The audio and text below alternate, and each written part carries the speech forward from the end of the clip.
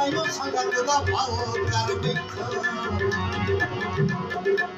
ਉਹ ਪਛਤਾਵਾ ਦਿਲ ਦੇ ਸ਼ਹਿਦਾ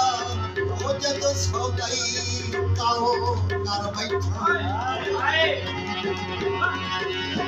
ਹੋਣੀ ਹੋਣੀ ਗੱਲ ਸੁਣ ਗਈ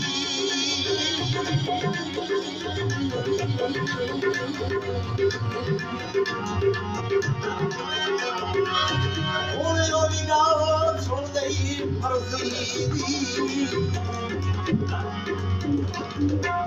ਮਕਸਦ